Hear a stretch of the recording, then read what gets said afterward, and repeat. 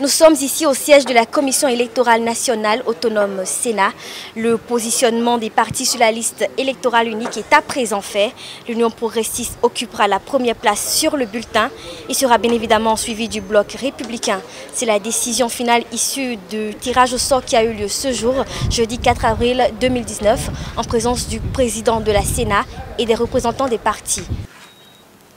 Dans le souci de contribuer à la création de conditions favorables au succès de toutes les initiatives entreprises en vue de la réalisation d'un consensus politique pour des élections inclusives et apaisées, la Sénat avait quelque peu ralenti le déroulement de son calendrier.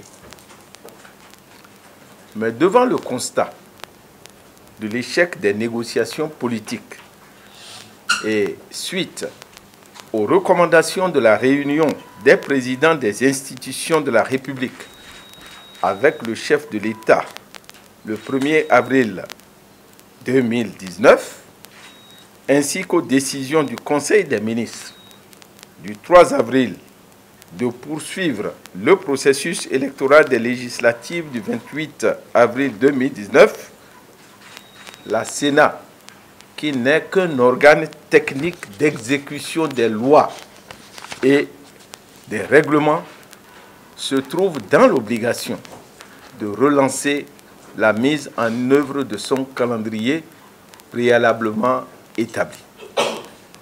C'est dans ce cadre que la plénière a décidé d'inviter ce jour, jeudi 4 avril 2019, les partis politiques retenus, à savoir l'Union progressiste et le bloc républicain, pour procéder au tirage au sort de leur positionnement sur le bulletin unique, conformément aux dispositions du Code électoral.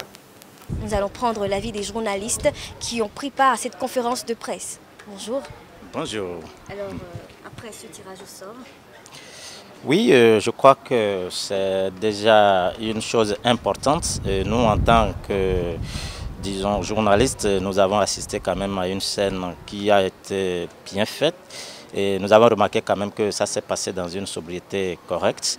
Mais ce que nous avons remarqué, c'est que, comme si le destin accompagnait l'événement, les progressistes occupent la première place, c'est-à-dire la droite, et puis les républicains sont en deuxième position, donc la gauche. Donc c'est comme pour dire qu'il y a déjà une augure qui distingue déjà chaque idéologie compte tenu de sa position. C'est la première remarque qui a été faite. Mais ce que nous voyons aussi, c'est que l'événement s'est déroulé dans un calme olympien. Il n'y a pas eu d'incident et donc on pense que le processus électoral suit alors bien son cours. Bon, maintenant, par rapport à l'opinion publique, moi je pense qu'il est important que le pays évolue parce que le blocage des institutions n'arrange personne. Et on dit un mauvais arrangement vaut mieux qu'un bon procès. Et moi je pense qu'aujourd'hui le peuple béninois doit se lever et prendre son destin en main et regarder dans l'avenir au lieu de remuer le passé. Et moi, je pense qu'il est de bon ton que nous avancions et que les élections se passent en de très bonnes conditions.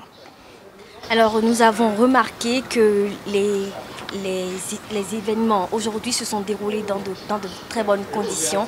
Que pensez-vous pour la suite? Oui, vous savez, ce que nous avons vu aujourd'hui est inédit.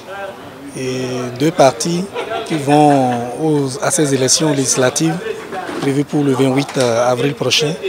Et ça ne va pas être ce que beaucoup pensent. Un match amical, non. Ça va être une lutte fratricide. Et nous souhaitons à tous ceux qui sont engagés dans ces élections-là de pouvoir se mettre dans les conditions optimales pour que cela puisse réussir. Mais je suis là en tant que président de l'association des logisticiens du Bénin. Et c'est nous qui accompagnons la Sénat pour ce qui est de la qualité de l'organisation. Je déploie pour la circonstance une centaine de logisticiens pour accompagner la Sénat dans un partenariat gagnant-gagnant. Et le travail qui a été fait jusque-là avec la vice-présidente de la Sénat et les structures déconcentrées de la Sénat, ça a été un travail très intéressant. Et tout ce que nous aurons à faire est de pouvoir aider la Sénat à réussir ces événements. C'est notre mission. À réussir la mission, c'est notre mission. Et il n'y a plus grand-chose à dire. Merci. Merci. L'une des prochaines étapes de la procédure est donc les campagnes électorales. Le rendez-vous est alors pris pour le 28 avril prochain.